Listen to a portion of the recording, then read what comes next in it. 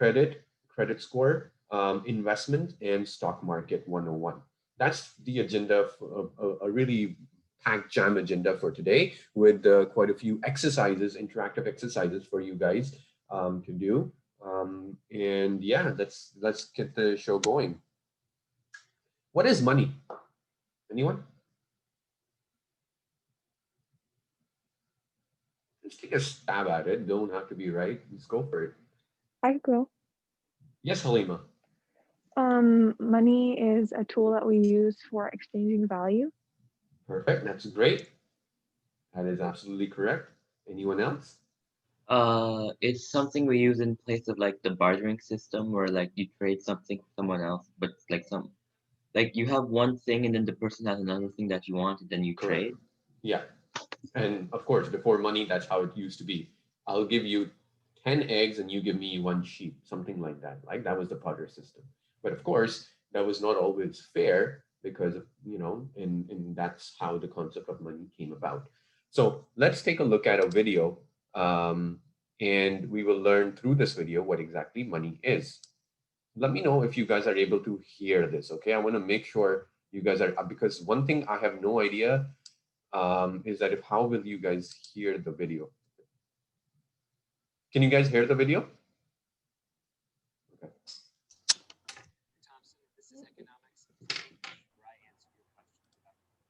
We could hear a little bit when he was speaking. So, Omar, when you actually do screen share on the left corner bottom, there's a share computer sound. You need to click When I that. do screen share on Zoom? Yeah, so maybe get rid of screen share right now and then reshare it again. But when you're sharing it, you have to click share computer sound on the bottom left. You see that? Yeah, got it. Okay. All right, now you'll be.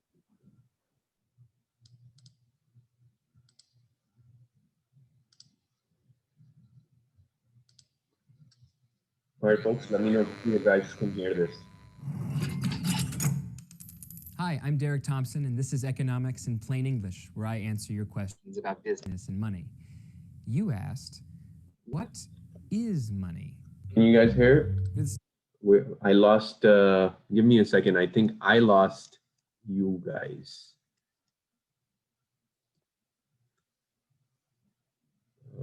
Sorry about this, guys. Yeah, we can hear it though.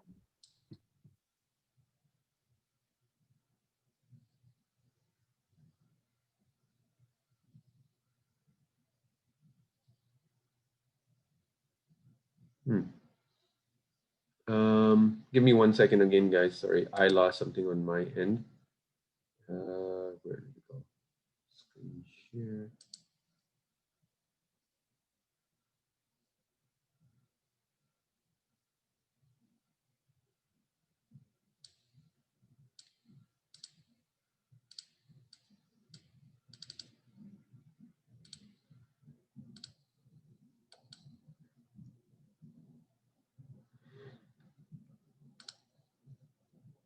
Okay, if someone can just quickly speak up and say if they can hear the video or not. Hi, I'm Derek Thompson, and this is Economics in Plain English, where I answer your questions about business and money. You asked, what is money? I'm sorry, I'm not sure what's happening.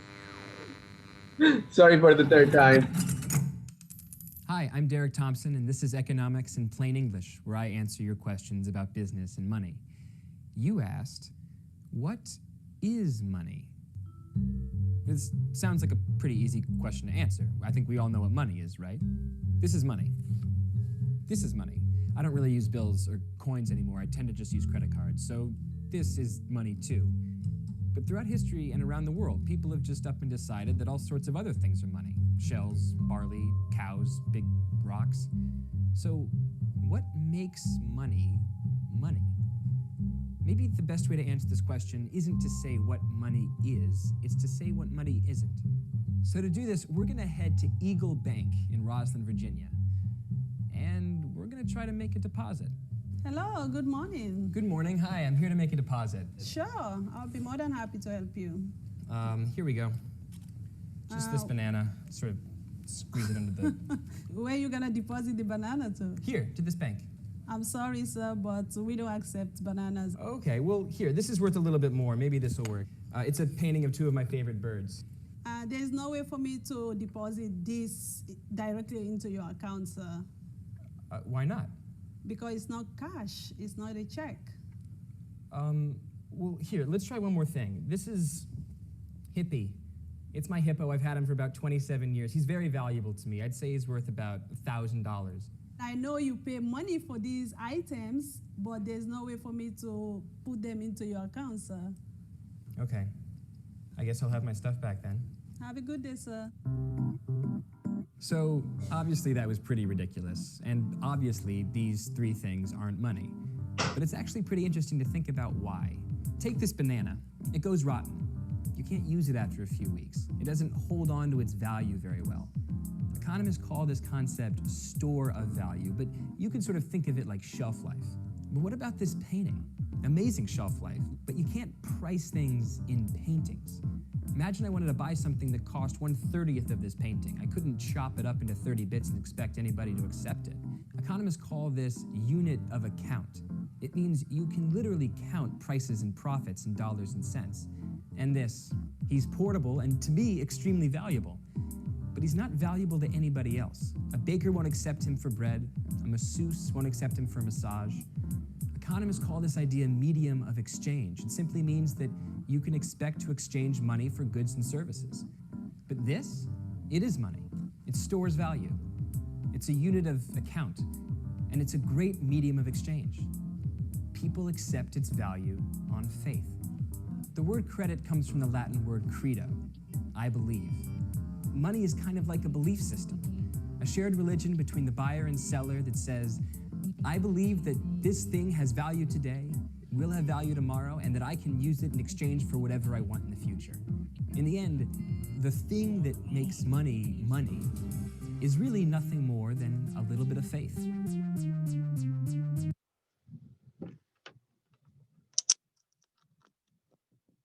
All right. So, what did you learn from here? It kind of told us why we have something separate than our household items or something that's personally valuable to us. And we use it to exchange with other things because it kind of creates a uniformity. Even though there's different types of currencies that can be translated because it's like mathematically Right. changed. Yeah, that's great. That's awesome. And they also confirm that money is like a social construct, like it's only Yeah, how much it's worth based on society, for example. exactly. It's like a belief system, right? Like everybody in the world gotta have the same belief that that piece of cash has value. Well, now we don't even a lot of us don't even use that cash. It's just digital numbers in our TD or RBC bank accounts. So in a way, those things are still changing. So that's good. The next thing, sorry, how is money made? Anyone knows that? I think they have like a bunch of for the USA, for example, they have like a special company that prints out the paper bills. Yeah, they do. Yeah, that's correct. So why can't you and why can't we make money?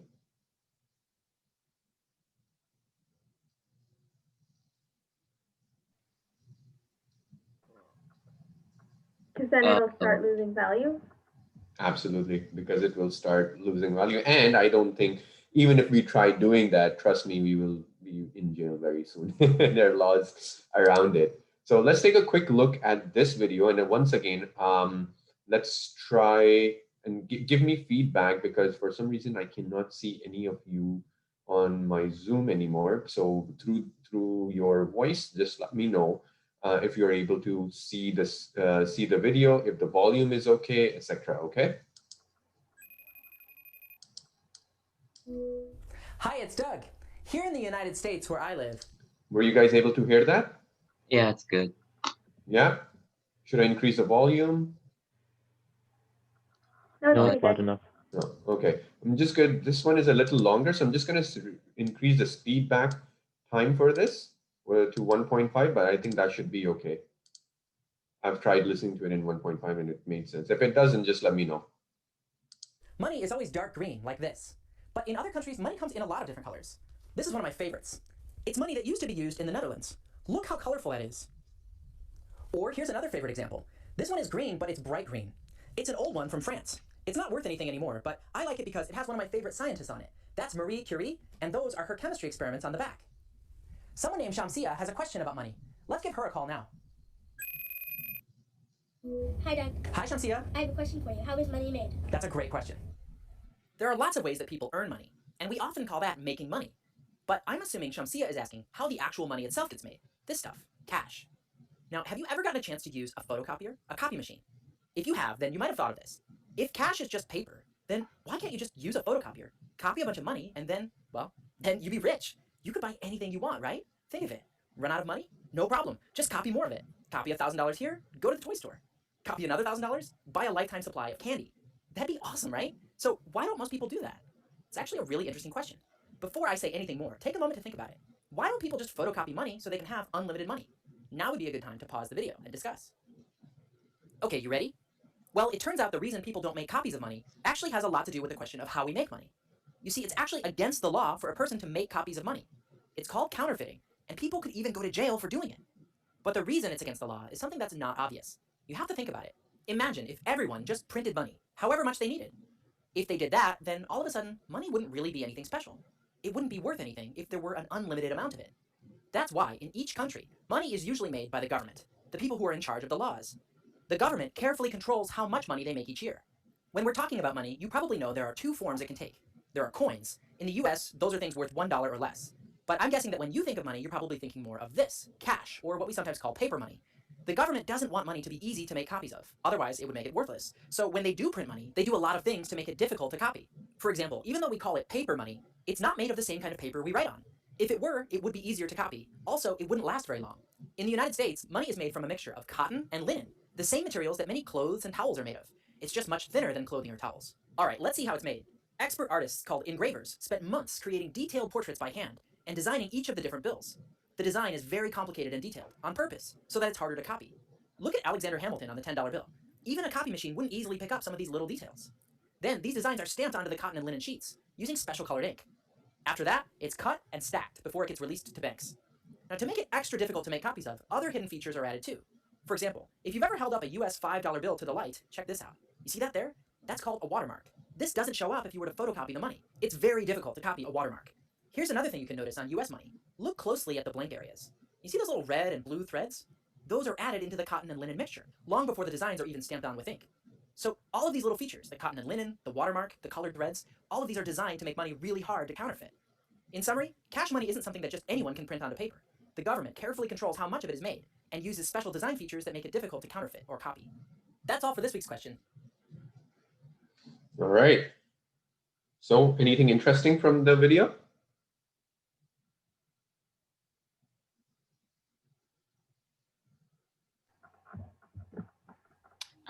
I thought it was interesting how they would like hand make the designs. I didn't really know that. That's cool. That was cool, right? Absolutely. And hours and hours are spent doing that, and those people are, highly skilled who create those designs. Absolutely. Anyone else? Anything else that you found interesting and novel? I learned that when we say paper money, it's actually kind of inaccurate. Because I guess in America they use cloth money, here it's plastic, so it's really not paper. Yeah, it's different kind of paper though, right? Yeah. That's awesome. One more person? I didn't know money could be so colorful. I thought it was always just like, bland or just one color bill. Yes. Well, every country has a different style and style and design. So you can imagine how many countries there are, like 238, I believe, was the last number I checked. I don't know how many there are right now, but 238 was the number. So you can imagine how difficult it is to manage it and control and design each of the different notes and bills for all the different currencies for every single country in the world. One of the very interesting things that I also learned from the video, for me was new, was, those red and blue threadings that they talked about. And I was like, oh, that's pretty cool. That's interesting. I always thought that those are just, because the bill has become old. That's why you see those threads, you see those lines. But apparently, those are built into the actual bills, which I was unaware of. It's pretty cool.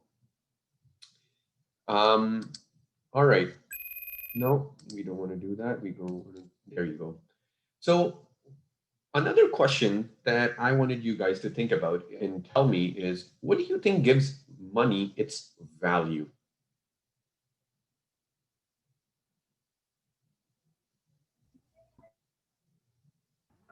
The people who use them. Can you elaborate? What does that mean?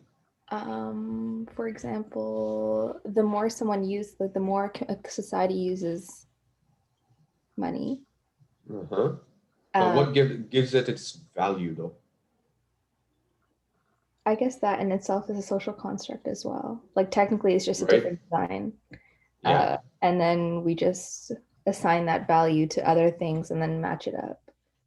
Sure. That's partially true. Yes. When you say other things, I'm guessing you're referring to gold, oil, etc. You match it up because a lot of times, up until a certain time, money was, also associated with oil, gold, etc. All those resources. Is it the market value by chance? Like, yeah, it is. It is, and there. I'll show you another video, but you're on the right track. You're on the right track. I'll tell you that. Anyone else also wants to give it a shot? Like, what do you think? What have you ever thought of this ever? Let me start off with that question. Like, have you ever thought of what if you pick up a $10 bill in your hand? Like, what makes it a $10 bill? Like, other than the fact that 10 is written on it, but what gives it its value? Cause like the government where we live in, they say that it has value. Fair enough. That's that's a pretty blunt way of saying it. Yeah, because the government said so. That's also true. You're right. You're absolutely right. One more person. Anyone else wants to take a guess before we watch a video on how money gets its value and a little bit of history about it. I could go. Yeah, sure, please. I think what gives money its value is what you're exchanging it for. Mm-hmm. So, yeah, I think the items that you exchange the money for is what provides that money with significance.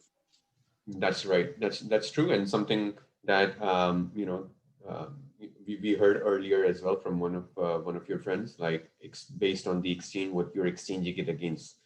So let's watch this video, and we'll see what gives a dollar bill its value. Can you guys hear the video? Yeah. All right. If you tried to pay for something with a piece of paper, you might run into some trouble. Unless, of course, the piece of paper was a $100 bill. But what is it that makes that bill so much more interesting and valuable than other pieces of paper? After all, there's not much you can do with it. You can't eat it. You can't build things with it, and burning it is actually illegal. So what's the big deal? Of course, you probably know the answer. A $100 bill is printed by the government and designated as official currency, while other pieces of paper are not. But that's just what makes them legal. What makes a $100 bill valuable, on the other hand, is how many or few of them are around. Throughout history, most currency, including the US dollar, was linked to valuable commodities, and the amount of it in circulation depended on a government's gold or silver reserves. But after the US abolished the system in 1971, the dollar became what is known as fiat money, meaning not linked to any external resource, but relying instead solely on government policy to decide how much currency to print. So which branch of our government sets this policy? The executive, the legislative, or the judicial? The surprising answer is none of the above. In fact, monetary policy is set by an independent Federal Reserve System, or the Fed, made up of 12 regional banks in major cities around the country. Its Board of Governors, which is appointed by the President and confirmed by the Senate, reports to Congress, and all of the Fed's profit goes into the U.S. Treasury. But to keep the Fed from being influenced by the day-to-day vicissitudes of politics, it is not under the direct control of any branch of government. So why doesn't the Fed just decide to print infinite $100 bills to make everyone happy and rich? Well, because then the bills wouldn't be worth anything. Think about the purpose of currency, which is to be exchanged for goods and services. If the total amount of currency in circulation increases faster than the total value of goods and services in the economy, then each individual piece will be able to buy a smaller portion of those things than before. This is called inflation. On the other hand, if the money supply remains the same while more goods and services are produced, each dollar's value would increase in a process known as deflation. So which is worse? Too much inflation means that the money in your wallet today will be worth less tomorrow, making you want to spend it right away. So while this would stimulate business, it would also encourage overconsumption or hoarding commodities like food and fuel, raising their prices and leading to consumer shortages and even more inflation. But deflation would make people want to hold on to their money, and a decrease in consumer spending would reduce business profits, leading to more unemployment and a further decrease in spending, causing the economy to keep shrinking. So most economists believe that while too much of either is dangerous, a small, consistent amount of inflation is necessary to encourage economic growth. The Fed uses vast amount of economic data to determine how much currency should be in circulation, including previous rates of inflation, international trends, and the unemployment rate. Like in the story of Goldilocks, they need to get the numbers just right in order to stimulate growth and keep people employed without letting inflation reach disruptive levels. The Fed not only determines how much that paper in your wallet is worth, but also your chances of getting or keeping the job where you earn it.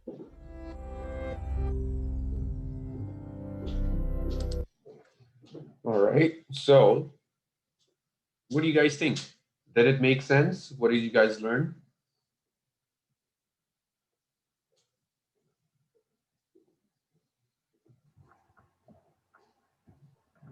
I guess just that if like how much is accessible or available money, that's what determines its value. Yeah, and there is a system in every country. In Canada, it's the Bank of Canada that regulates. In US, it's the Fed that regulates how much money will be printed this year. And that determines the term that you guys may have heard a lot, inflation, right? I'm sure all of us over here have probably come across that term once or twice in our life, at least, right? Oh, there's so much inflation. We must have heard our parents talk about there's so much inflation, prices are increasing.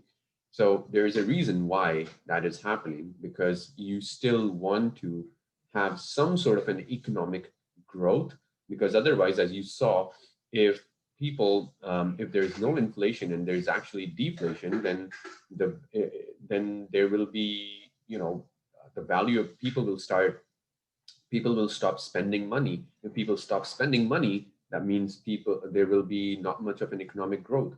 Businesses will not be able to survive, and there will be more unemployment. So in order to manage all those economic factors, such as the employment rate, the inflation rate, economic growth, business growth, there's a lot of obviously math involved behind the scenes, which we are not going to get into, but there is a way in which these Feds and the Bank of Canada, they calculate what should be the inflation rate for this year, for every year. Just a fun fact, I don't know if anyone's heard this before, but I recently found out about the hyperinflation in Zimbabwe. So right now their inflation rate, I just Googled, is like 700%, which is crazy. So yeah, so they the government printed a bunch of money, and this is like 2020, like March 2020, it was 700%. And apparently like a loaf of bread there costs like $17, $18 like USD because of the inflation. So that's what's going on in Zimbabwe right now. Wow. The money. That's weird, and that's crazy. I'm not sure why they would do that, but I actually have no idea. Do you know why they did that? Anything? No, actually, but I'm sure there's stuff online that we can find out later. Yeah, that's an interesting. Maybe that could be your homework, guys. Find out why did that happen. Great. Thank you for sharing that with us. Anyone else who wants to take a stab at what they learned? And did they understand? Did the video make sense to them? If it didn't, just feel free to speak up, and I'll do my best to answer that question. I have a question. It might be kind of unrelated, but basically, like over here, we can get we could get a water bottle for about $1, Sorry, right? But in Nunavut, in your northern voice was territory, breaking. Sorry, your voice was breaking up for us. Could you repeat we could get something and I lost it. okay, so we can get something like a water bottle here for about $1, right? But then if you go north in the same country in Canada, it's like $15. So how does that value change?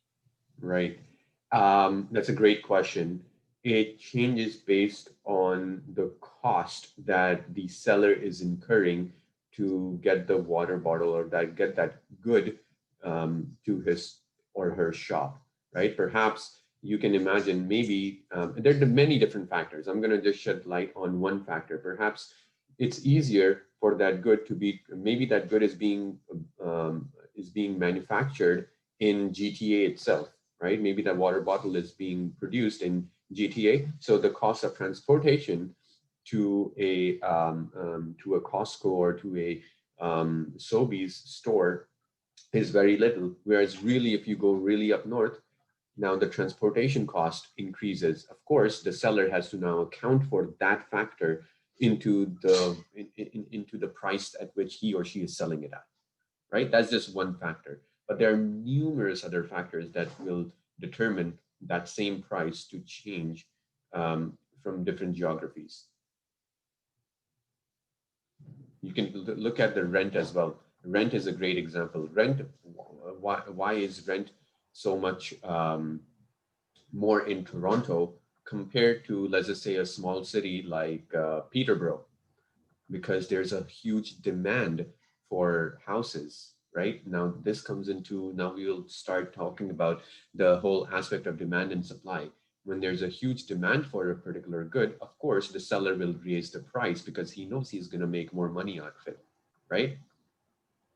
And if the demand of that good decreases, then he will be willing to lower the price so that he or she can sell it. Does that help you answer your question? Yeah, for sure. Thank you. That's awesome. All right. Anyone else? I have a question about the video. So you know how it mentioned that in the 1970s, US broke away from the system of money depending on gold. Yeah. And I know that whatever the American economy does affects like the rest of the world a lot. So did Canada also, do we still also follow that, or are we still dependent on like oil or gold? No, we are not. Ours is also, I mean, a lot of countries are, their dollar value is directly linked to the dollar value of the US dollar value. Okay, that makes sense. Yeah. So that's why if you look at the currency exchange and everything, why do you think everyone kind of compares it to the US dollar? Because, you know, at that point, history say, and this is more to do with history and politics, which I'm not going to get into. But of course, it was the US, so they had that. They were the superpowers at that. I mean, they still are in one way or the other, but that's something that's debatable right now.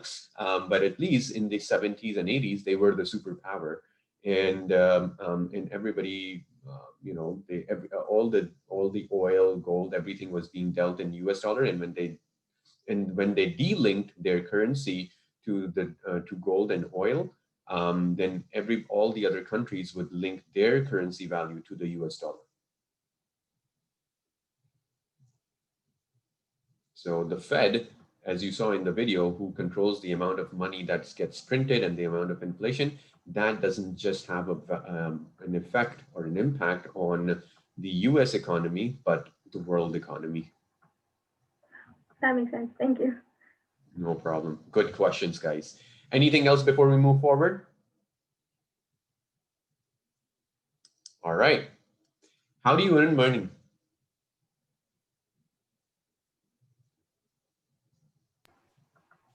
You get it in exchange for your skills sometimes. Yeah, that's right. Can you give me an example?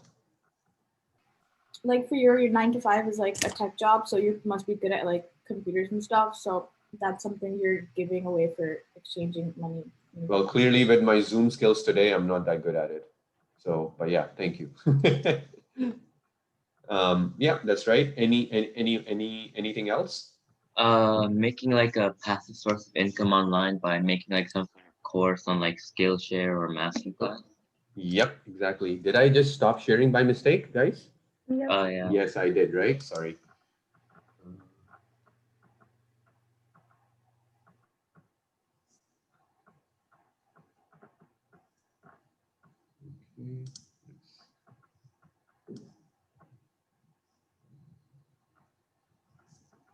All right. That's right. I think Faizan, that was you. Passive income. One more person. Anyone else? You can earn money by selling products and goods. Yeah. Exchange of skills, passive income, selling of goods. There's one more. I want you guys to think a little bit more. There's one. I mean, I will reveal the answers eventually, but one more person take a stab, and there's one more way to earn money. Somebody spoke about. I'll give a hint. Somebody spoke about this maybe like 10 minutes ago, 20 minutes ago. Investments or stocks? There you go. Exactly. You can invest your money and use that investment to earn more money. Absolutely. Salary from a job. This is, when you exchange your skills or you sell a product in your service, that's how you can make money. Investment income, as Fatma just mentioned. And of course, you can also earn money when your parents give you some allowance, some gifts, etc. Right? So just some ways in which we all can earn money. But now let's just assume you're doing a job, right? You're earning money, you're doing a job like I am doing, 9 to 5 job. What do you think are some of the deductions that they take away from my salary? There's income tax. Absolutely. There's income tax. Dental What else? insurance and other types of insurance. Sorry, Halima, could you repeat that? Other types of insurance, Such as? like dental insurance, like eye insurance. Actually, you are almost right, but no, they don't take away dental or eye insurance. No, they don't. They don't take money away for insurance. I know there's employment insurance. Employment insurance, I correct. know That's that if the they have insurance. the contract, they make the deductions. Yeah. So like, or if you have pension, like for example, you work with a big company and that's part of your retirement plan as well. If you have children, a lot of times their benefits, their school orthodontics, like those things are deducted. Yeah, that's right. Absolutely right. So you guys covered income tax. So majority of the companies, the 3 things that are always deducted from your pay stub every time. There may be other items depending on the company that you work for, right? So as I think Halima mentioned, maybe if you work for an employer who's gonna maybe charge you dental insurance and orthopedic insurance and all that stuff, maybe, but that's not mandatory from a government perspective. That's a company to company thing. But the 3 things that every single person gets deducted from their pay stub in Canada is number 1, income tax, number 2, employment insurance, and number 3, Canadian pension plan. What is employment insurance? Does anyone know what employment insurance is and why does it get deducted? Sorry, just to add, there's also, depending on the company, you can have like union fees that are paid off. And like there's a lot, like 5% Yes. or 10%, whatever. Yes, that's actually true. I used to work for the city of Toronto, but luckily for me, I was a non-union employee, so I did not have to pay the union fees. But you're right, Malika, that there are certain, if you work for certain unionized organizations, they may deduct a certain percentage of your salary for union benefits. Yeah. Yeah, great point. Anyone knows what employment insurance is, though? It's when you like lose your job, I think that money can like be distributed so that you can like not go homeless and die. And all that. Yeah, you're almost right. Yes, that's correct. So employment insurance is a certain percentage of your salary. It's not too much. It's probably around, and again, it depends on your salary bracket. If you're making more than six figures, it's of course more. If you're making only $30,000, $40,000, $50,000 a year, then it's a lot less. But it's a certain percentage, maybe around 2%, I believe. 2% of your annual income goes away into the government as employment insurance, and the government then uses this money, the 2% from everybody's salary in Canada, to pay for those people who have lost their job. So if I lose my job tomorrow, I can go to my government and say, hey guys, I can show proof I was laid off. So can I, use the money that I paid in employment insurance? And that means that, let's just say, if only the 12 of us or the 13 of us were in this country, and I'm the one who lost my job, the remaining 12 people will be the ones who will be kind of paying a paycheck for me until I get a job. So it's in a way, because we live in a very social country, and this is a way in which the government is looking after people who have lost their jobs. Of course, if you go to a country such as UAE, Saudi Arabia, Bahrain, all those Middle Eastern countries, there's no such thing, right? You lose your job over there. All right, tata, bye bye. You go back to your own country, right? But of course, that's not the case in Canada. That's why I think I like Canada. I don't know about you guys. But that's employment insurance. Any questions on that? Is it really for as long as you don't have a job? Like making sure that you are searching for another one? Sorry, say that again, Javiria? Like you mentioned that it's the sum, like the sum of money that helps you until you get another job. But is there a certain like cutoff period? Like let's say 2 years go by and you still can't find another job. I'm not too sure on that, to be honest with you. I do not know if there's a cutoff period, but I know there are other checks and balances in place to make sure you're not trying to fraud the system. But of course, people are still able to find loopholes, right? So I'm not too sure about that. Like, what are those checks and balances that are put in place? But yeah, there are ways, I'm sure, in which people have made fraud the system. CPP, Canadian Pension Plan. What's that? Anyone? I think it's similar to employment insurance. It's like a pool of money that you contribute in for like your pension eventually, like after 60, 65. Exactly. Correct. That's right, Maria. It's a pool of money that everyone is paying today, and that's going into a pool. And my CPP contribution today is probably paying for somebody who's 65 years old today and paying for his retirement today. So I'm, in a way, as a young worker in the economy, I'm paying for the pension for an older person who's retired. So it's not the money that I will get when I retire. Keep that in mind. It's just a pool of money that I'm contributing, and that money will be used today for somebody else's pension. Does that make sense? And it's the same thing for employment insurance, right? The employment insurance that I'm paying today is paying for a jobless person today. It's going to another pool of money, and that pool of money is being equally distributed amongst all the jobless people in Canada.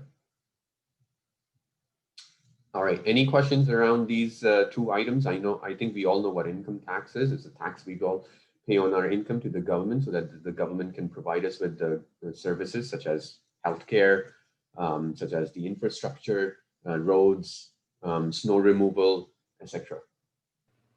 I'm guessing like a lot of people are using employment insurance because of like COVID and stuff.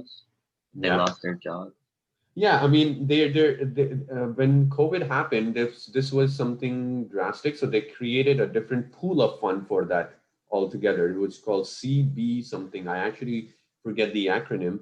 CBRE, CBFR, something like that it was. So it was not exactly employment insurance, but it had the same context around it. But that CBRE was not going from my pay stub.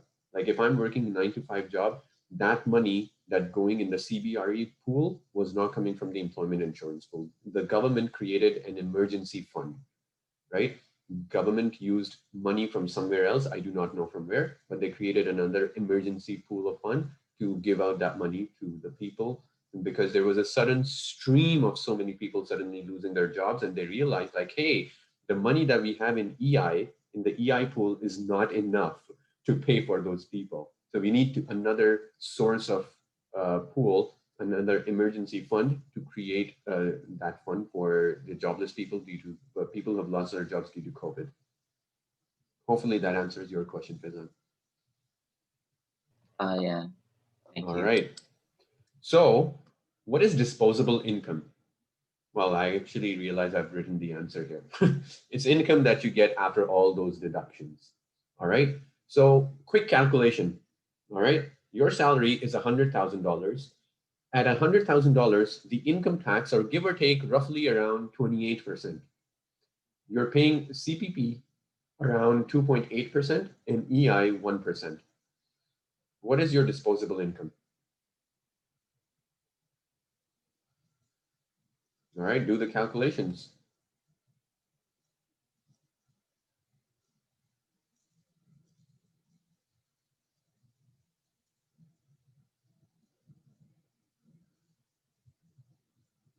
$68,200. Okay. Anyone else?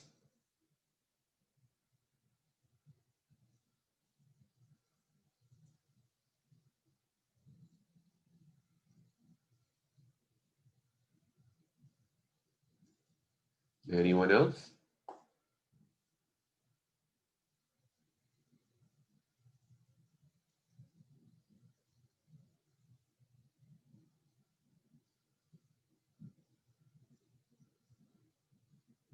Nobody else? All right.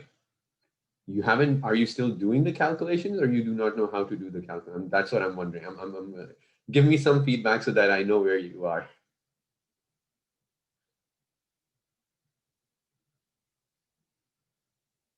Fatima, tell me, where you know how to do the calculation, or you're stuck with the calculation? I'm just confused. Like, okay, so first I do 100K times 0.28, right?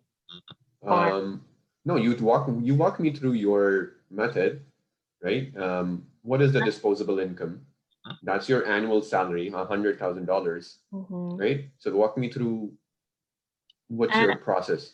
So first I did 100K times 0.28, and then that answer is how much they would deduct from your salary. And correct, for what? For the income tax. Income tax, correct. And that value is? It was like 72,000, something like that. No, they would deduct 72,000? No. Like they would deduct 28. Correct. They'll deduct 28. So okay, you're on the right track. Next, what's the next step? From there, I would do 100K minus the 28K, whatever that was. Yeah. And then that answer, I would do that times 0.028. Okay. You will not do that answer. Not the 0.28 will, the 2.8% is also off the salary, not of the remaining of the income tax. Oh, okay. Yeah. That's right. So yeah, that's okay. That's a good, I'm glad you asked that question, because yeah. So anyone else who has any confusion before I spill out the answer? All right, I'll spill out the answer. And I think Faizan, you're right. The disposable income is 68,200. Faizan, you want to tell everyone how you did it? Okay. So first I just added up all the percentages in total to see like how much percentage of the 100,000 is going to be like a deduction fee. So I think there I got like 31.8. Yeah, and that's right.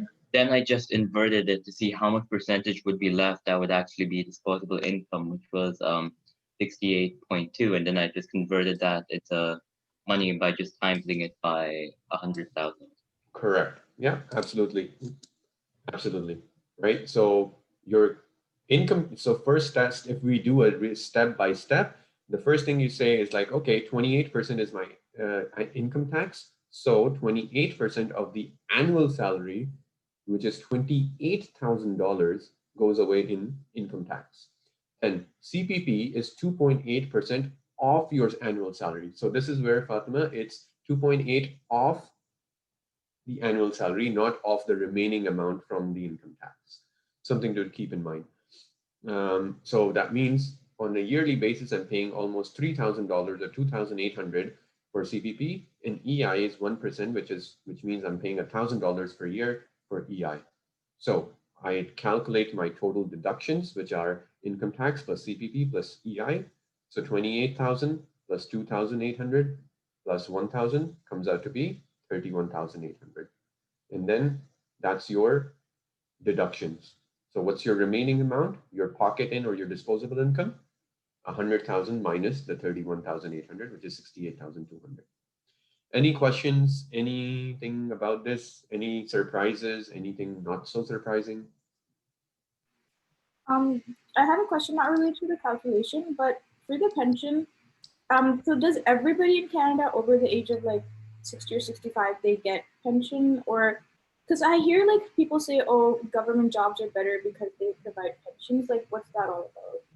Yeah, that's a great question. I used to work for the city of Toronto up until mid of last year, and I left. But yes, I know people really love government jobs.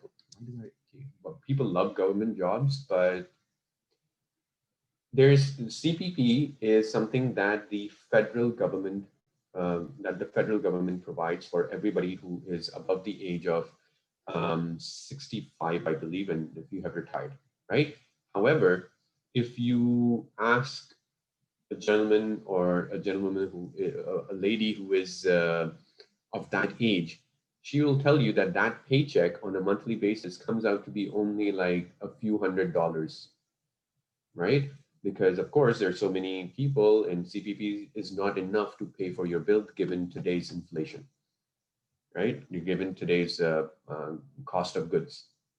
So the pension that you're talking about that comes from government entities is from if you are working for a government job. So the benefit of working for a government is that they say that, okay, if you work for us for X amount of years and you retire with us, a certain percentage of your highest salary will be given to you as your pension. That's just an added benefit of working for the city of Toronto, city of Mississauga, or one of the municipalities or the provincial government, etc.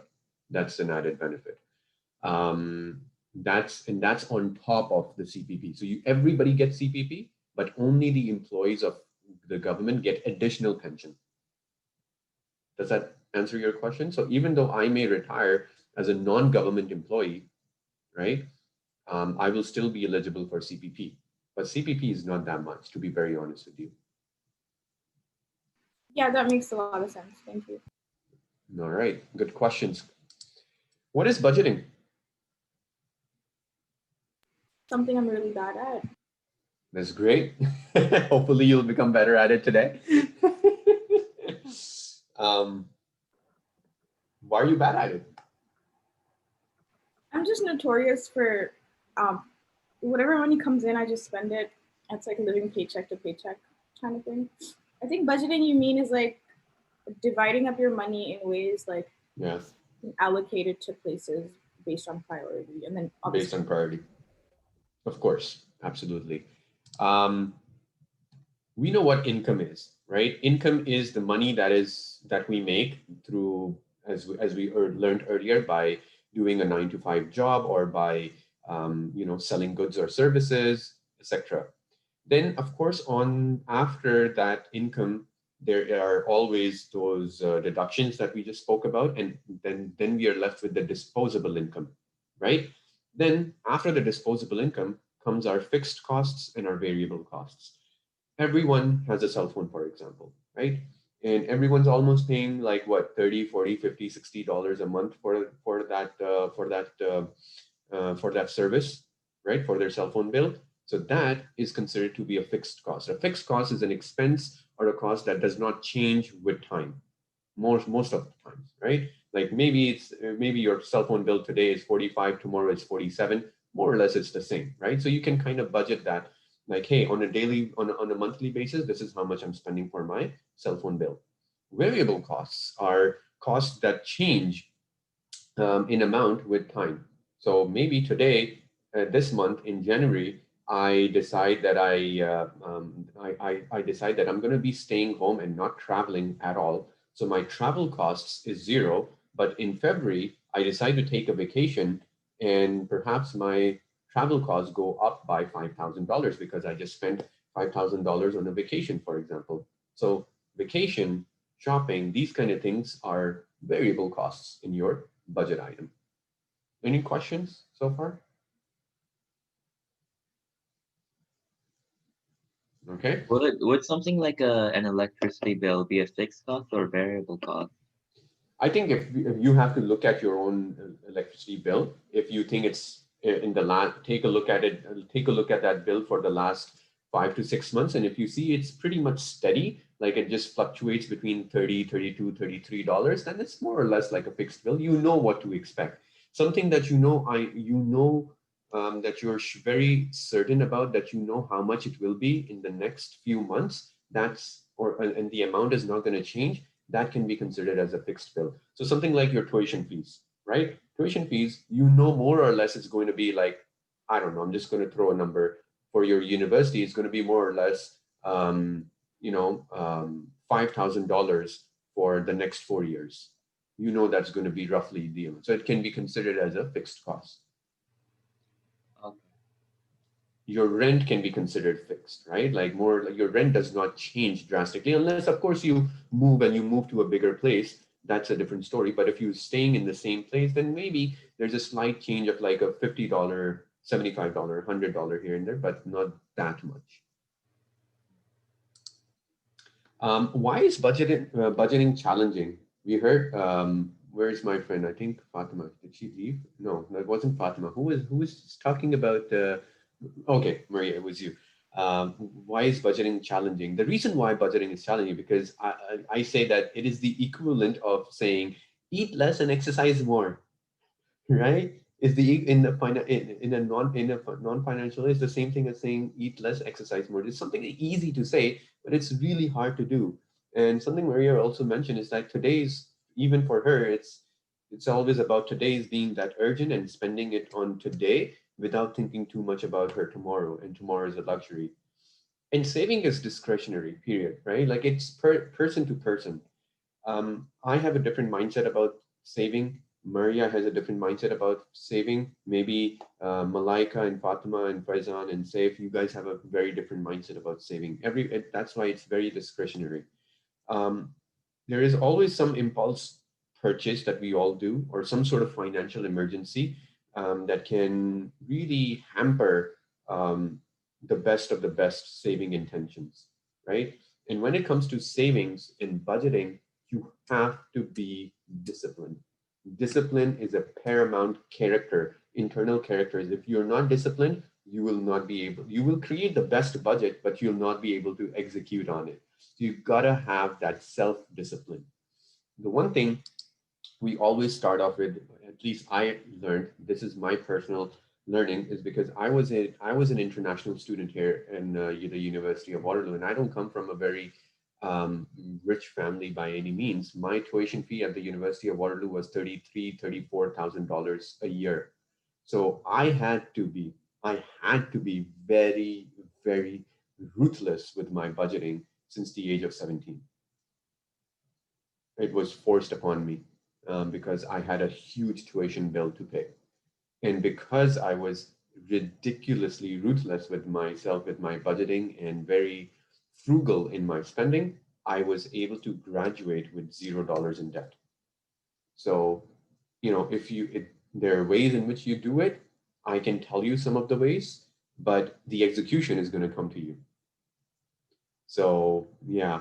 One of the rules that somebody I look up to, he told me, and I have used this rule for a since I started earning money, since I graduated in 2011 from Waterloo. So it's been almost 9.5 years since I came into the workforce. And this is something that I have lived by every single month of my life since I have graduated, which is, of course, the money after the disposable income, 10% of it, I put it away for my long-term savings, right? This is when I'm having a long-term view. I'm like, okay, by the age of 40, 45, this is how much money I need to have. My goal is by that age, I want to have at least $1 million in my account. Let's just say, just a hypothetical number. So I would put away 10% of my income towards that, right? Then 70% of it is for living expenses, like paying my rent, paying my insurance, car insurance, home insurance, groceries, phone bills, etc. Majority of it in Canada, if you're living, trust me, 70 to 75% of it will go away in your living expenses. It's just very hard to. I have found it, and I believe I look at myself as being somebody who's very, very ruthless with his budgeting and his living expenses and living very frugally. And I have found 70% to be that borderline. If I go beyond that, I swear to God, I'll be impacting my health, my mental, my physical health, I'll be eating less, and I don't want to do that. And I don't recommend any one of you doing that. And the remaining 20% is for things like debt reduction. Debt reduction or saving for any kind of rainy day fund, right? You never know what happens. Maybe, a person in your family, God forbid, falls sick and you need emergency fund for that. Maybe you lose your job, then EI may not be enough to pay your bills, right? Because EI, keep in mind, let's just say if you had a job of $100,000, right? If you had $100,000 job and you lost that job, EI has a bracket. EI will not pay you $100,000 per annum. EI has a cap. EI is fixed at, I think, $53,000 or $54,000 per year. So if you were earning $100,000, your EI will only pay 50% of that. And remember, from your EI, they will still deduct CPP and income tax. So keep that in mind. So the EI check that you may get after you lose your job, that will have more further deductions as well, because EI is considered as your income at that point when you're jobless. So 20% of it, I would always put away for debt reduction, so paying any kind of debt that I have, student loans, my auto finances, or if I have a mortgage, etc., or for any other rainy day fund. Any questions so far about budgeting? So by long-term savings, do you mean like put it in a savings account? I'll get to that for sure. I don't recommend putting it into a savings account because the saving account will only, it doesn't multiply your money. I put it away, long-term savings, I put it away in things like investments such as stocks. I personally put it away in stocks so that my money can grow and make more money. And we will talk about that very shortly. Okay. Any other questions? These are good questions, by the way. So I like it. What if your living expenses are higher than 70% of your income? Then you have to either find a better job and increase your income, or find a way to reduce your living expenses. And again, that's where it goes back to, it's discretionary. I do not know your personal circumstances, why that is, but if I were you, I would sit down and look at a spreadsheet, create a spreadsheet of all my expenses for the last 2 to 3 months and evaluate where exactly am I spending more. Is my Starbucks, am I spending $400 a month on Starbucks? Is that something that I can cut down? Perhaps yes. Is that a want? And differentiate between want and needs, right? What if I, instead of consuming 2 Starbucks a day, maybe if I cut that down by just 1 Starbucks a day, that will maybe save me $200 extra, right? So being ruthless is really important if you want to invest and you want to have a more secure future. Because if you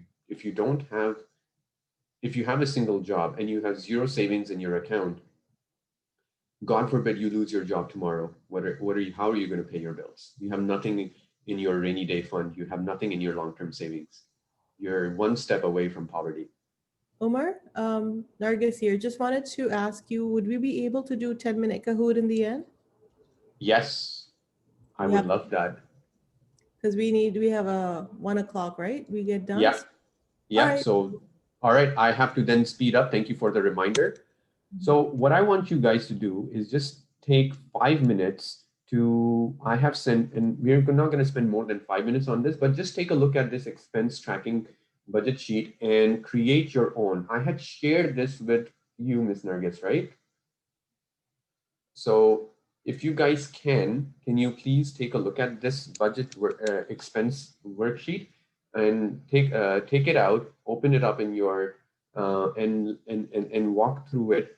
So and create your own budget. Let me Javeria, see. can you share that document that I shared on Slack here? Yeah, And I'll send the link. I'm just wondering if you guys look at it, you guys can also tell me, because I think we are running a little bit behind, and I didn't expect that, because you guys are asking some great questions, and the engagement is really high, which I'm happy about, but at the same time, I think gotta manage the time as well. So Ms. Nargis, I'm gonna throw this question to you and to everyone else. Take a look at that budget tracking expense sheet. Tell me if you want to do this now, or is this something you can submit afterwards to me as part of your homework? I think give at least 5 minutes to take a look at it so that they can ask questions here. And then after 5 minutes, you can continue. If you have time in the end, they can fill it out during class. All right, let's do that. So you know what I will do, I will walk through it. Can you guys see the budget sheet that I have on my screen? Yeah, okay, perfect. Okay, so on the first page is just an example, okay? And in the second page, I want you to use the 10-70-20 rule that I just shared with you to create your own personal budget, okay? So here's an example. Let's take a look at the first month. Month one, under the column, which is called expected, I will write down how much of what is my monthly salary expectation for this month. Yours could be, I have just written down a number over here, right? I'm just saying maybe through my job, through my part-time job, I'll probably make $500 this month.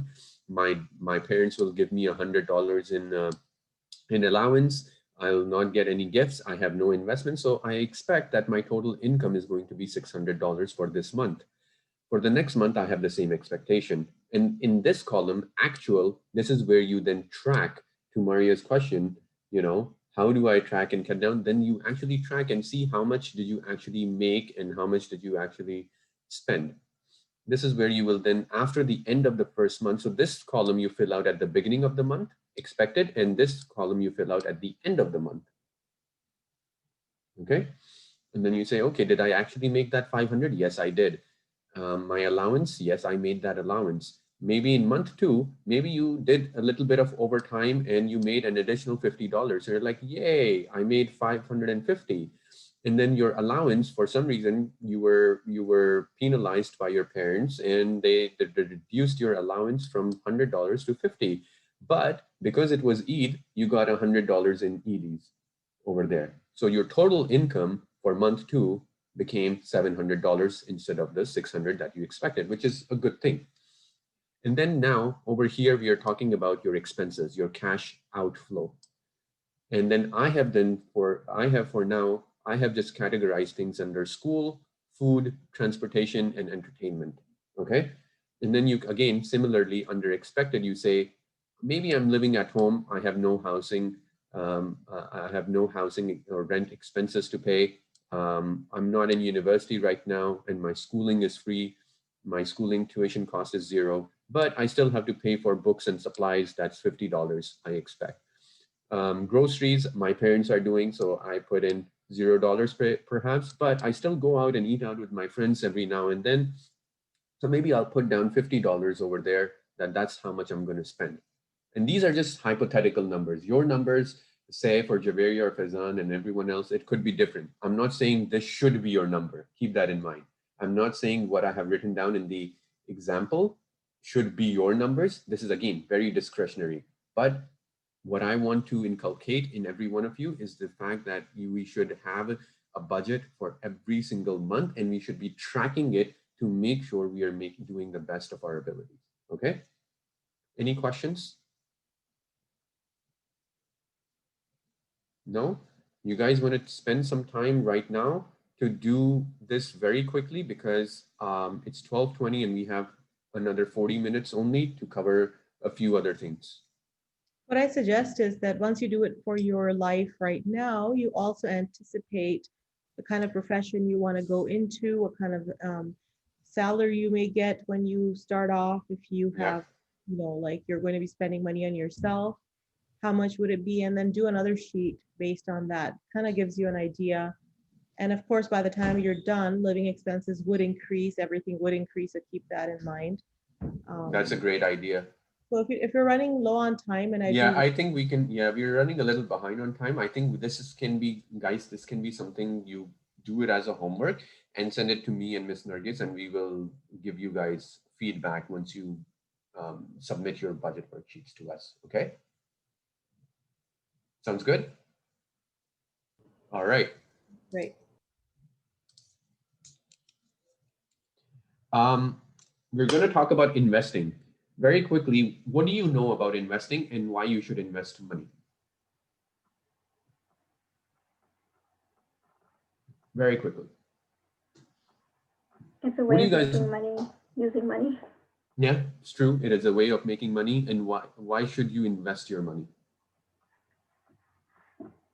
Maybe in like causes that you want to help it, like for charity and stuff.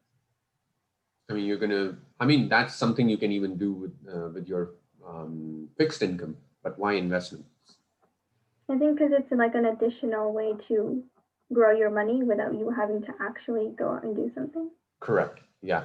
It's a way where you just let your money do its thing and grow automatically without having you to do any additional job or running a business, etc. So investment, by definition, is the purchase of assets that are not consumed today, but are used in the future to create wealth. Okay. And what is an asset? An asset is anything of value, any resource. So cash is an asset.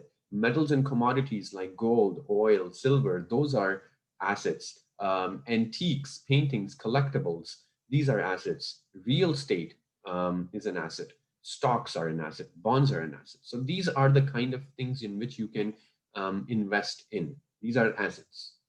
For today, I'm going to talk more about the stocks.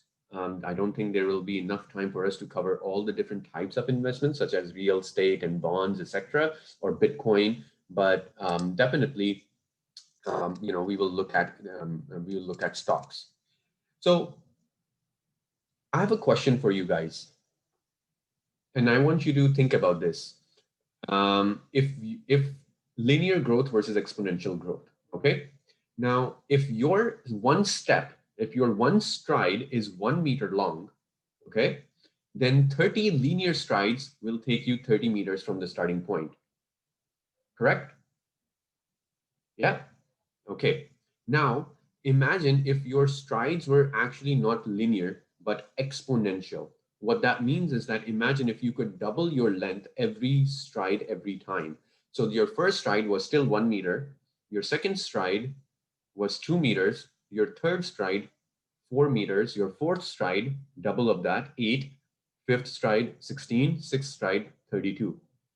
Now, your question is, very quickly, think about this and tell me, is that if your one stride is 1 meter long, then 30 exponential strides will be how much from the starting point? 2 to the power of 29. Okay. Anyone else?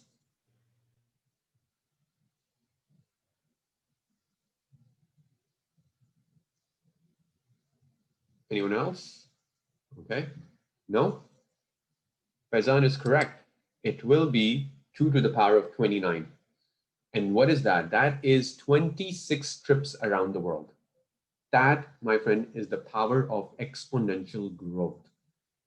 Okay? Now, you might be thinking, okay, that's cool. Why do I care? All right. Exponential growth is all around us. It's just that our brains, unfortunately, cannot really process it. Our brains are naturally wired for linear thinking because in our lifetime, things don't change that much. So we are always programmed to think in a very structured step by step format. But the reality is that our world, our entire existence is surrounded by exponential growth. You don't believe me? I'll show you a few examples. Look at our own population. This is the population of the world from 1080 till present day. This is an exponential curve. You see, we have doubled the amount of people on this planet just within the last 30 to 40 years. That's it. Where compared to the first 2000 years. That is the power of exponential growth. Number of smartphones in the world, that has also increased exponentially, right? In 2007, there were hardly any smartphones out there. And look at it today. There are more than 450 million users of Android and Apple smartphones. That has increased. You see that curve is not linear. It's not a straight line curve. It's a linear curve. It grows exponentially, right? So that is, we are surrounded by exponential growth all around us. Even in debt, the world debt, how much the world is in debt has also increased exponentially, unfortunately for us. Number of transistors used in a smartphone has increased exponentially. Like our world is we are all surrounded by exponential growth. And I want you to watch this particular video, and it's very interesting, okay? And this will tie into why I'm talking about exponential growth. And I'm going to just increase the playback time a little bit.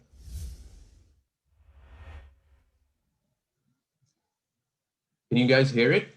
So the economy, I can simplify that. The economy is something that must grow.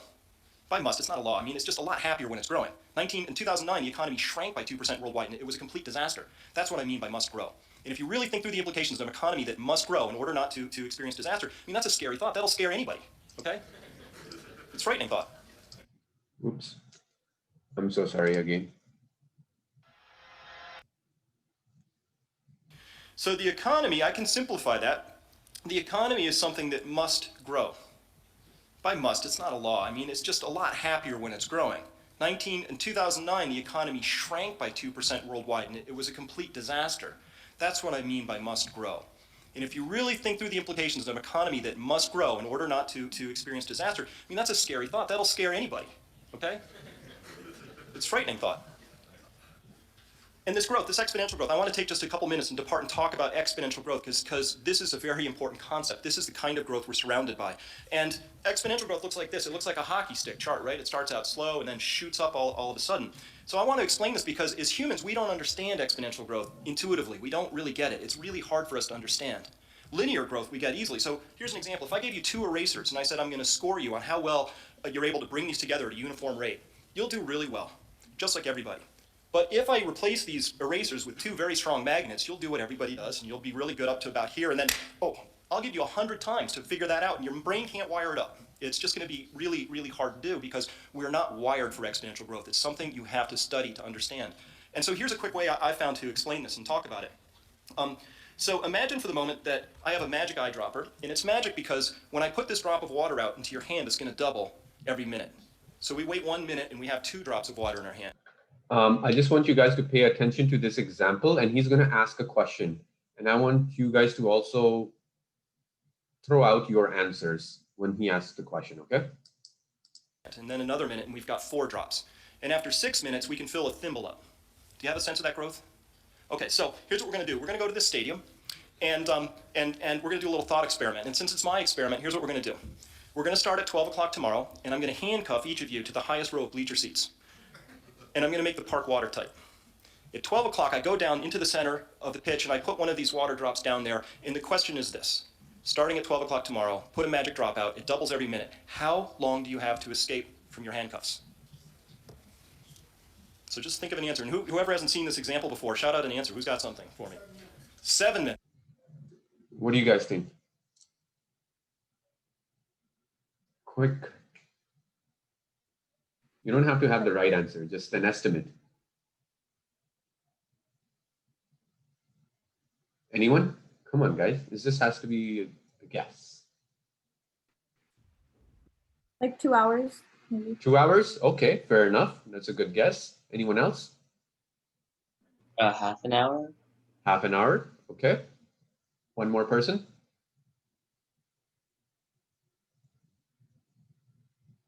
No? Okay. Let's hear the answer. Minutes. Well, that's pretty aggressive, all right. Because six minutes gives us a thimble, so it's a big thimble for that next minute. 4 hours, 1 hour, and everybody else has some sort of an idea in their head. The answer is you have 50 minutes to escape from your handcuffs. 50 minutes. And I see some skeptics out there, so perhaps I've underestimated the size, the volume of that park by 100%. Okay? You get an extra minute, so think 12:51 if that helps you. Okay? If that makes you feel better. That's not the important question. This is the important question. At what time is this stadium still 97% empty space? And how many? So now you know the answer. It's at 12:50, it is full. At what time it is still 97 empty?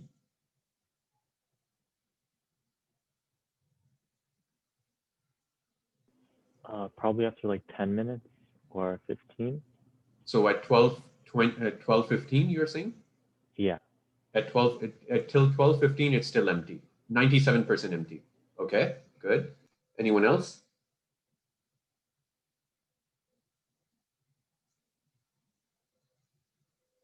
Anyone else? No? All right. Let's find People out. realize the seriousness of the predicament. 5 minutes before, it is still 97% empty space. So imagine this. All of human history from the first Australopithecus 3 million years ago to 1960 to put 3 billion people on the face of the planet. 40 more years to put the next 3 billion people on the planet. 11 years for the next 1 billion. We are now at 7 billion inhabitants on this planet. So you have 45 minutes, nothing's really happening. Last 5 minutes, it all seems to happen. That's the nature of exponential charts when you have something limited, like you've got a fixed size of the planet or a fixed stadium or anything that's fixed. Things go slowly at first and they speed up at the end. That's why they're really hard to understand. So if things feel like they're going faster today, it's because they are. So this was that chart I started with is an actual chart. It's a chart of human population, green's history. Red is the projection for the next 40 years or so. And this is the world we live in. It's a very different world from the one even my grandfather was inhabiting. So let me just skip past that part. Oil. Oil production follows a pattern. Again, it's not a linear chart. It's a chart that looks like this. It looks like a hockey stick. So you guys get the concept. We are living in a world where everything grows exponentially. All right. So my question to you guys is, what is the important lesson from this video? What did you learn? And now relate it back to finance and financial literacy.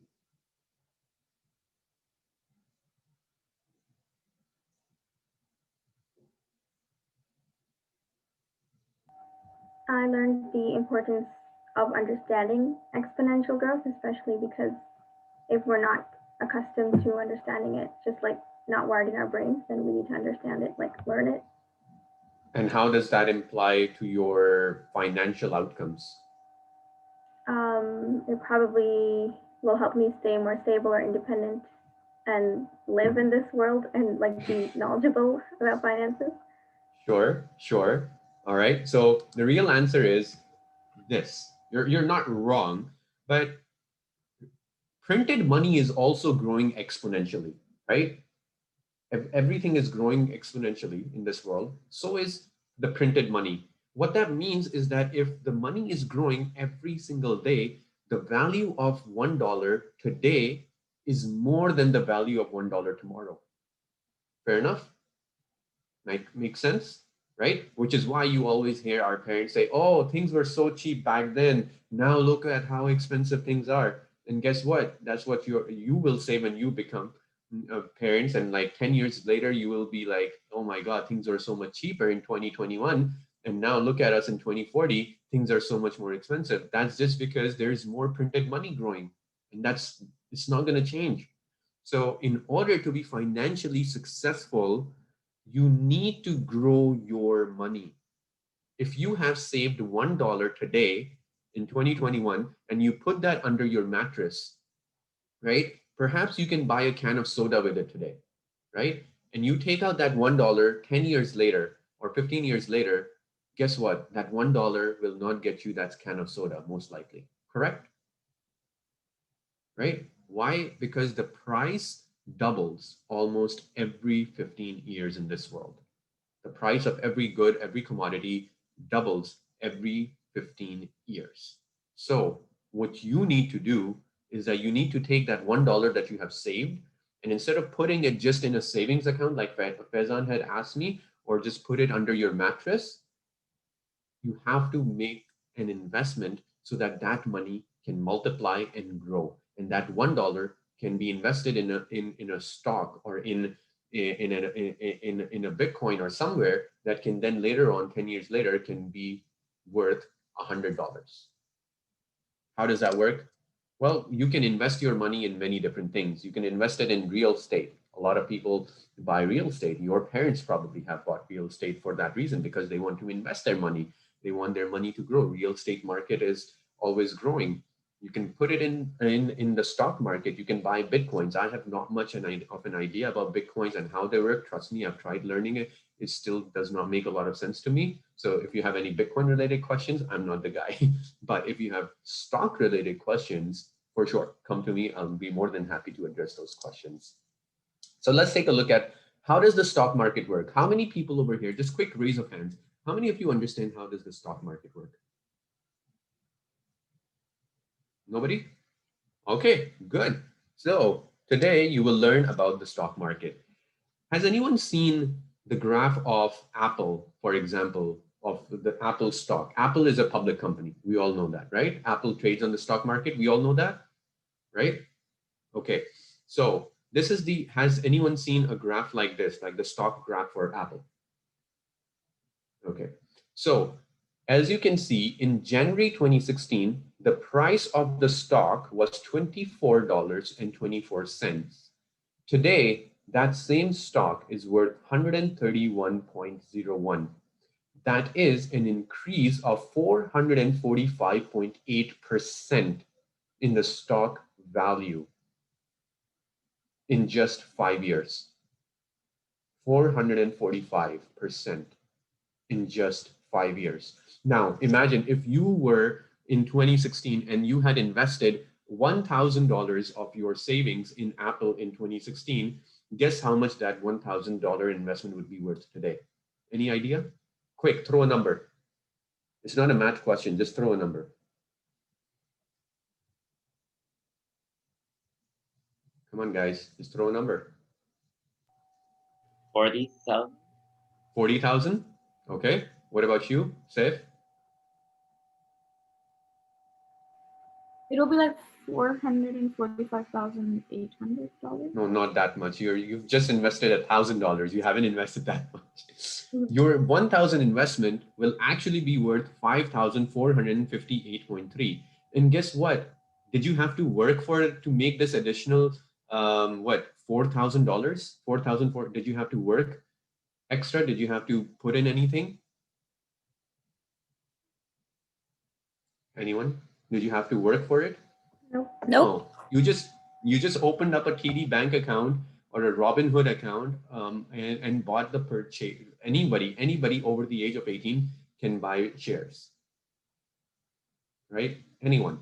So all you would have had to do was click a button, buy the stock, and just leave it. Just leave that money for 10 years, for 15 years. Just don't even look at it.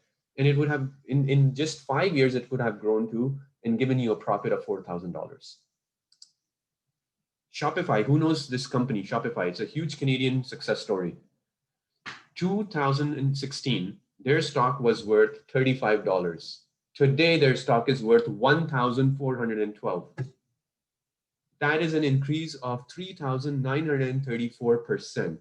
If you invested $1,000 in Shopify in 2016, just with a click of a button, how much would that $1,000 be worth today?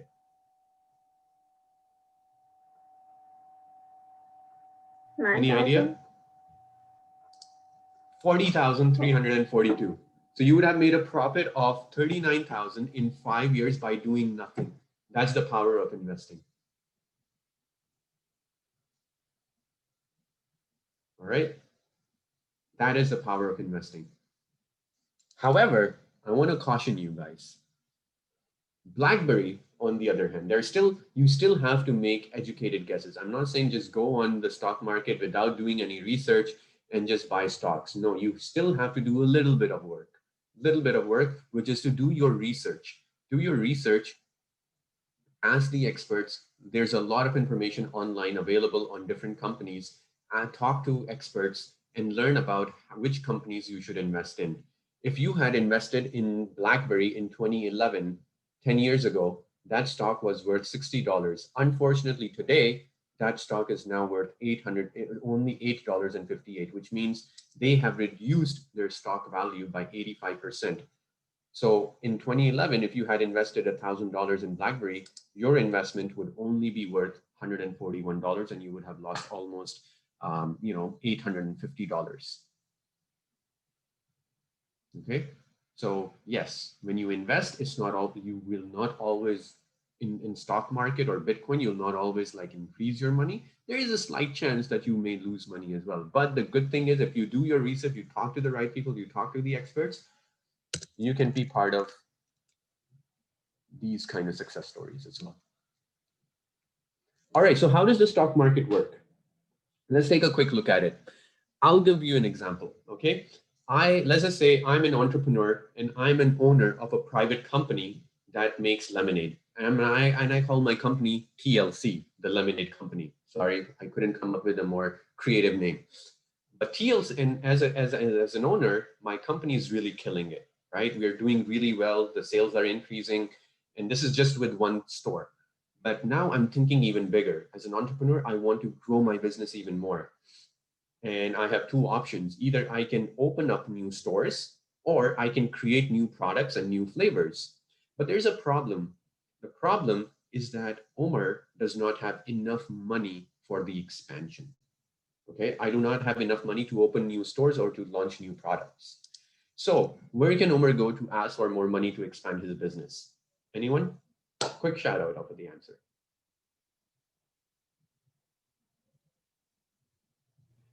He can sell parts of his company in stocks. You're almost getting there. I can go to the bank, but Faizan, you're almost on the right track, but there's a step before that. I can go to the bank, absolutely. I can ask for a loan. That would be me raising money through debt, right? Just like how you take on debt when you take on a student loan. Similarly, as an owner, I can go to the bank and say, can you lend me $100,000 because I have to create a new product? They may say yes or no, depending on my on different factors, right?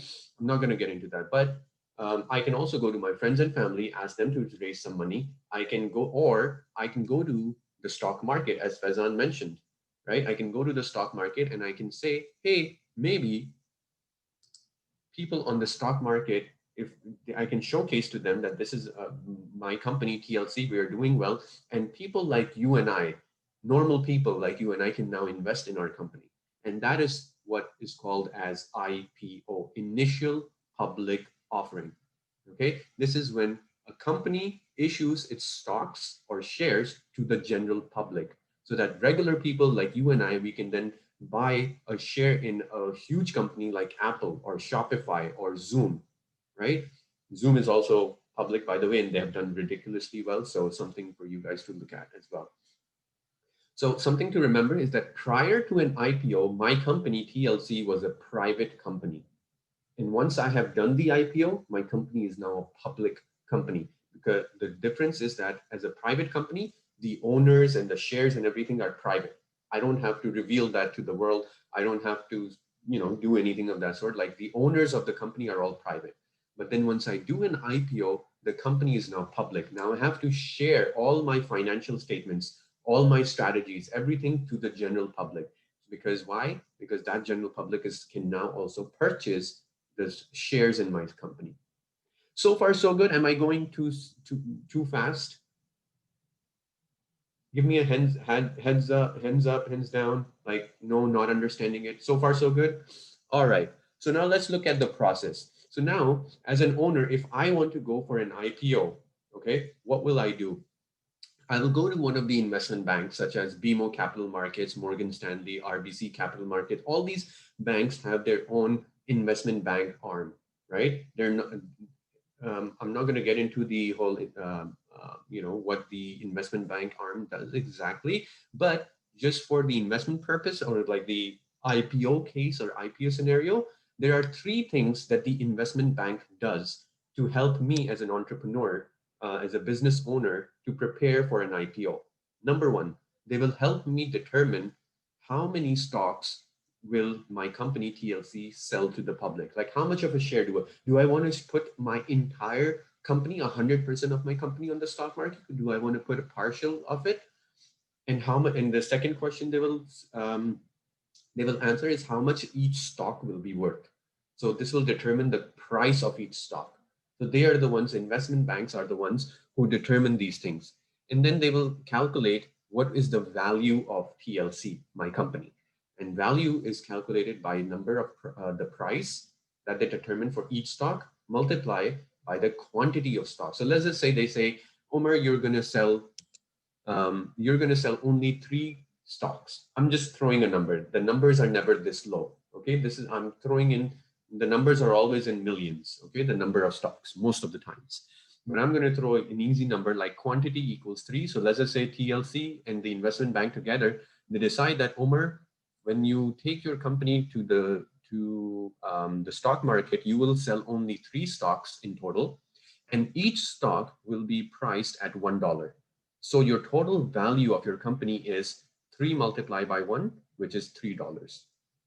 Okay, so I, as an owner of TLC, I will pay the bank a fee for their hard work, saying, thank you, you looked at all my financials, you looked at how my business is doing, and you answered these 3 questions for me. Thank you, here you go. Here is your fee for that.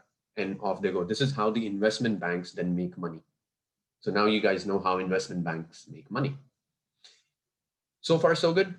Understanding what the investment bank does, how they do it, what are the 3 things they calculate, and how they calculate it. Now it's IPO day. All right, it's day when I'm going to ring the bell in Toronto Stock Exchange, and I'm going to say that, all right, all you people who are on the stock market, anyone, could be literally anyone, you guys can now come and buy my stocks, a share in my company.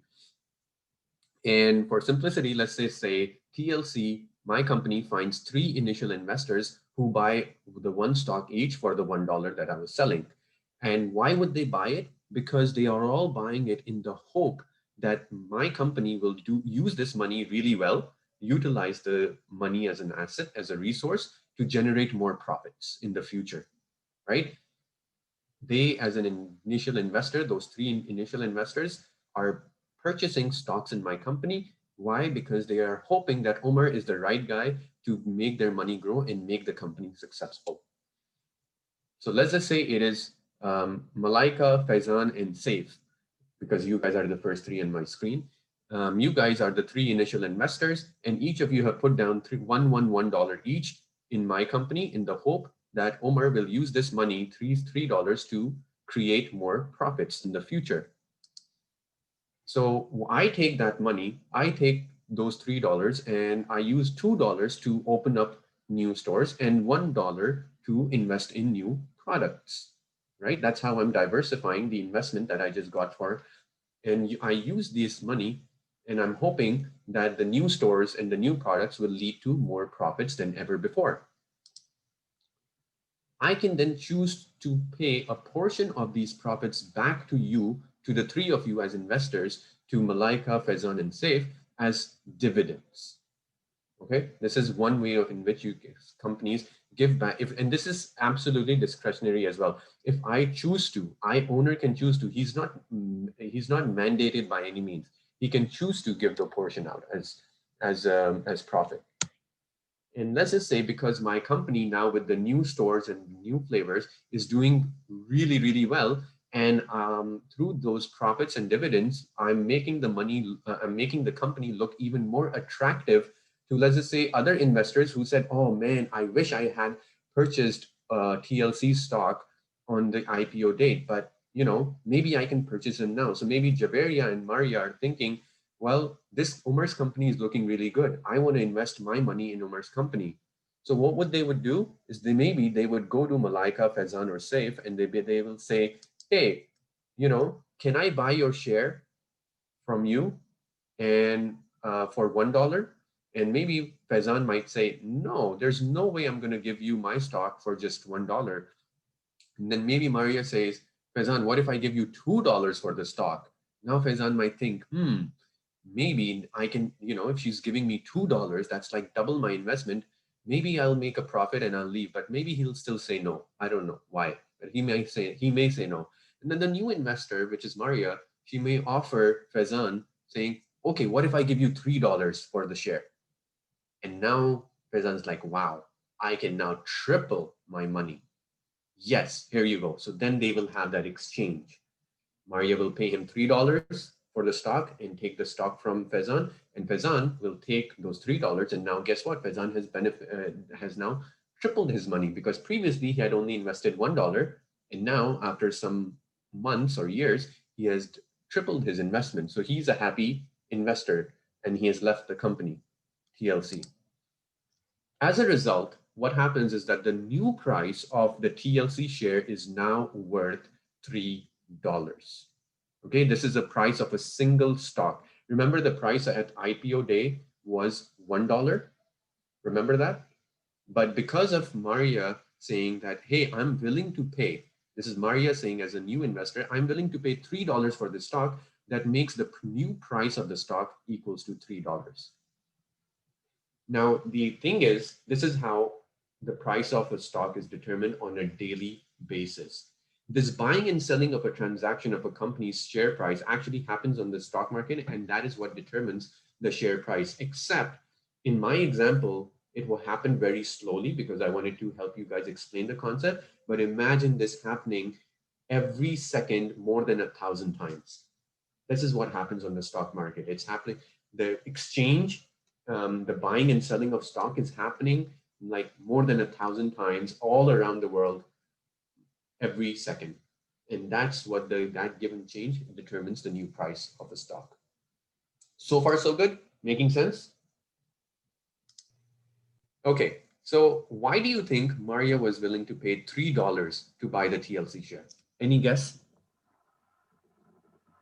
Because she saw the success of the company and assumed that it would just grow more? Absolutely. Because of the belief, right? Because perhaps the new investor believes that the TLC owner, Omer, is the smartest person in the world. He's going to take TLC to even further heights. And maybe she's hoping that one day that stock price that she bought for $3 will be worth $30 so that she can 10 times her money. Or maybe she thinks TLC actually has the best products in the market, and maybe TLC provides the best customer service. Maybe they will open even more stores and they will grow outside of Toronto, and they will go all over the world. They'll go global. All in the bottom line is it's all done in a hope. All right, stock market in one way or the other. Yes, there's also a lot of financials, but there's also some bit of hope that one day the share price will go up and beyond your initial purchase price. But don't just do it in the hope. You have to do your research. You have to do your research, talk to experts, and all. What do you think happens if the government increases the price of lemons? How do you think that will impact the share price of TLC? Today, let's just say the share price is $3, right? Government increases the price of lemons. What do you think is going to happen to the share price? The stocks are going to become more valuable. No, perhaps not. Maybe if the government is increasing the price of lemons and I'm making lemonades, that means that my cost might go up. And if my cost is going up, that means potentially my profits are going to go down. And if my profits are going down, my share price might come down as well. Does that make sense, Faizan? Okay. Now, and then let's just say there is a prediction that this summer will be the hottest summer ever. What do you think is going to happen to potentially, this is all potentially to the share price? It'll go up. It'll go up. Why? Because more people want lemonade now, so there's more demand. Yes, correct. All right. Now let's imagine other people start opening up more lemonade stores. What's going to happen to the share price, perhaps? Now there's increased competition, so the profits might decrease, and you would either have to do something that sets you apart in order to like come back from it, or you're going to go bankrupt. Exactly. Awesome. Great. And what a scientific report is published that says lemons are amazing for health.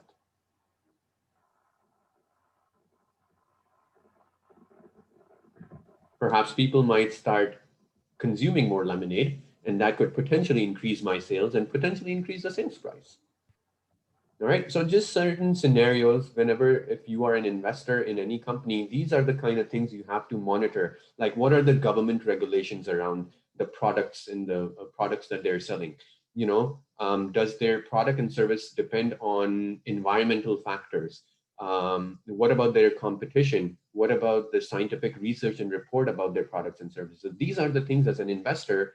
This is the research that you have to do when you're thinking about purchasing stocks in a company. So if you're looking at Apple, I want you to look at, okay, what are the government regulations around their products? Do they have any environmental impact? What's their competition like? What's the science saying behind? What's the technology? How's the technology evolving? Before you make a decision whether you want to buy into Apple stocks or not. So before we go into the stock game market, Ms. Nergis, we can start with the Kahoot game. Yeah, we could do that. I just had a quick question for the stock market. If let's say you buy a stock for $100 and your stock goes up to 120 or 130, how are you making money? I mean, on the portfolio, you've made money, but. Sorry, is that a question for me? Yep. Or maybe somebody else can answer. Oh, okay. If you bought the stock for $100 and you have somebody 120, and obviously that means I made money, but how do you make money? Because it's just paper on paper, right? Yeah. Yeah. But you make money by selling it, I'm assuming? Yeah, you sell the stock, and you sell the stock. And I mean, right now it doesn't happen through paper. Of course, before the digital world, there were paper trails for these things. But of course, now with a click of a button, you can sell it. And the way the price is determined is because somebody in some part of the world, you never know who that person is. So whenever I do a lot of stock trading on my account, and whenever I buy or sell, I have no idea who I'm purchasing it from or who I'm selling the stock to. But all I know is that at that time, in that moment, in that second, that person is willing to pay me X dollars for that stock. Yeah, what I actually meant was that when people say I have a net worth, you know, real estate or stocks or whatever, your net worth is actually your worth once you have that cash in hand. Correct. Correct. Digital world or paper or whatever. Yeah. Just showing that. But what if everything falls really quickly? All of a sudden your net worth has fallen. Yeah. Something to keep in mind. Yeah, something to keep in mind for people. That's what I was thinking. I'm gonna just launch the game right now. Yeah. Go back to Wait, I just have a quick question. Yeah. So when like the person who invested sells their stock, how does the original company actually make money from that? Because you are that money, right? That money is the money has already, the company has only made money on the IPO time, right? The company has already made money, and the other thing you have to remember is that they're always internal stake of the company. So Apple already has a lot of investments in Apple itself. Right? So that's something to remember. Then when you sell it, all the money that you gain only goes to the investor. Yeah. Okay. Yeah. And maybe that investor could be Apple, who knows? Because and you and I, we can talk about this as well if you want. Feel free to connect with me. I'll be more than happy to, help you guys with this. But once the game is over, the Kahoot game is over, I want to share something with you guys where I want you to learn a little bit more about the stock market through a gaming experience. Until we meet next week, I have a stock market challenge that I have created for each and every one of you. Okay, so stay tuned, and I apologize for running a little bit ahead of time.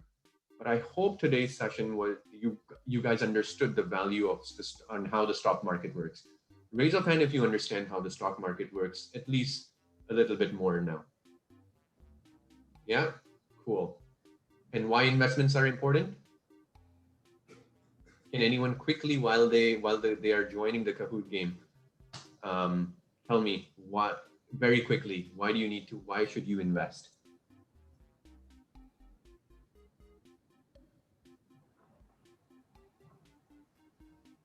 All right. We can. Is everyone on the Kahoot game?